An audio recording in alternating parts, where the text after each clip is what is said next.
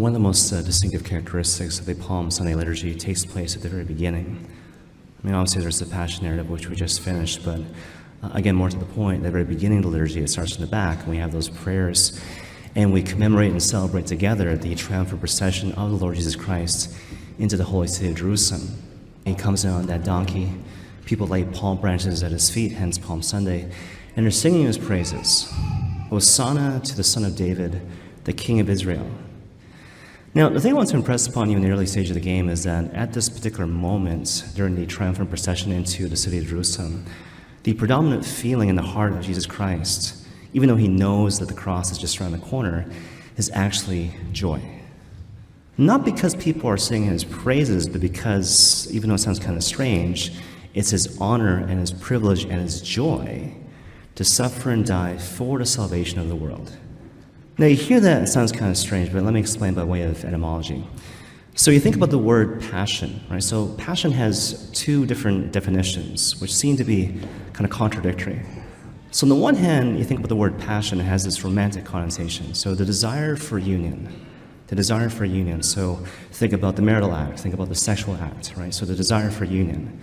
But also think about the Passion of the Christ, the movie by Mel Gibson, right? So passion also means suffering. But here's the thing, even though those two definitions might seem contradictory, in the person of Christ, these definitions coexist. Jesus Christ, his desire for union with us is so great, so powerful, he actually suffers. Now hold that thought and think about another word, the word love. And we've talked about this a bunch of times over the course of the Lenten season, but just to make sure everyone's on the same page. There's only one word in English for the word love, and obviously that's love. But in the original Greek, the language in which the gospel is written, there's 4 words for love. So there's agape, denoting a certain sacrificial, perfect love in a certain sense. There's eros love, a desire for union. So again, think about the sexual act.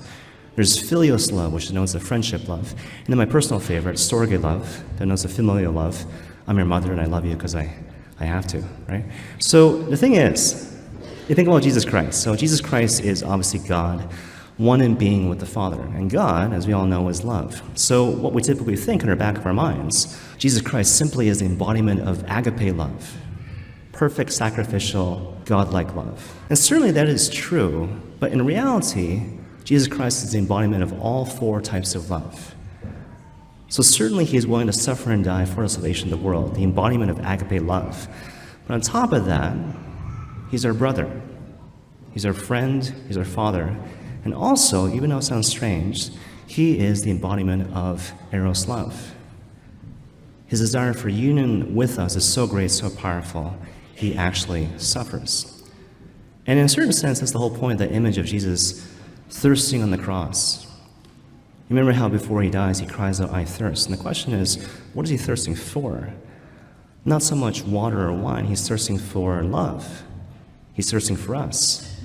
His desire for union with us is so great, he's choking with thirst. That's the image of Jesus thirsting on the cross.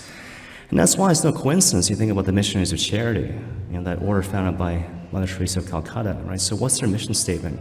Not to bring about a particular social change in the fabric of society, but rather to satiate the thirst of Jesus Christ, thirsting on the cross by loving the poorest of the poor.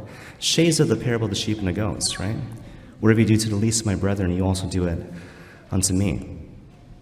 Now, a little side note at this point. When I was writing this homily, I gotta admit, I was worried that people would get the wrong takeaway message. So I was worried that people would listen to the homily and think, well, the takeaway message is it's simply a reminder about the primacy of love. If that's your takeaway message at the end of the homily, something in my heart will die. So I want to explain it a different way, right? So the point of the homily is basically this. Constantly, every single day over the course of our lives, we're constantly being impinged upon by this recurring temptation to give in to the darkness. Darkness and selfishness and sin, right? And so given all that, what do we do? Not to wait for some imaginary life. This is the time of the pilgrim journey. This is the time of spiritual warfare, right? So, parable of the weeds and the wheat. There will always be the weeds. Our hearts are constantly being impinged upon by darkness and selfishness and sin. So what do? We're called to rise to the occasion. The light must be brighter. Our generosity must be greater.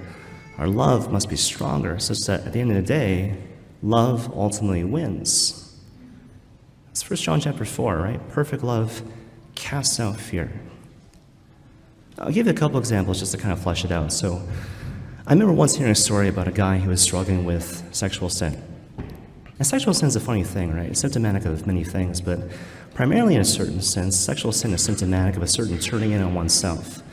So reminiscent of original sin in the book of Genesis, right? So I do not trust that God will provide for me in terms of giving me the thing that I need at the appropriate time. So I gotta go get it for myself. And so I live habitually in a stance of self-protection. I fundamentally believe that all depends on me. So I have no room in my heart for love or generosity because I'm constantly thinking about myself. I don't trust that God will ultimately provide, so I live in a stance of, again, self-protection, self-maintenance, right? So anyways, that's symptomatic of all sin in a certain sense, but especially symptomatic of sexual sin. So this guy, because he was a good Catholic, he went to confession.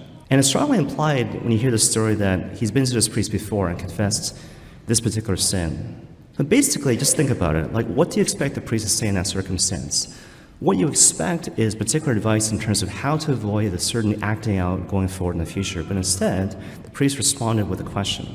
And the question is this: when did you stop being generous? When did you stop being generous? And so in that, he was highlighting something important, right? Like, you've forgotten about the essential nature of the battle. You've forgotten about your essential calling.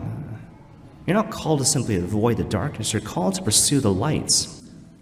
And the lights must be brighter, your generosity must be greater, and your love must be stronger, such that your love ultimately wins the day. Because perfect love doesn't just cast out fear. Perfect love casts out sin.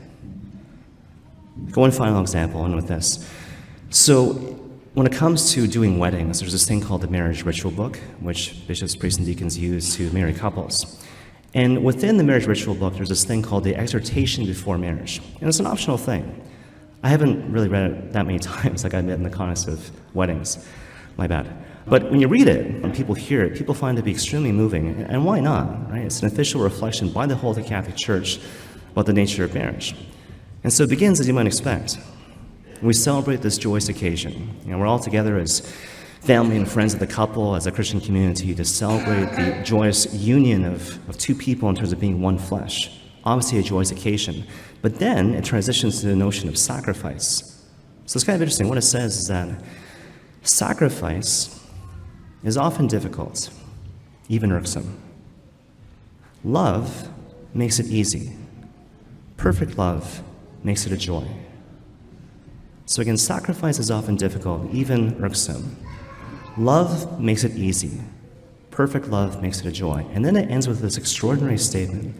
So what it says is that if a couple, and by extension any member of the holy people of God, learns to live habitually out of the stance of true love and perfect sacrifice, they will come to experience the pinnacle of happiness permitted to a person on this earth. And the rest is in the hands of God.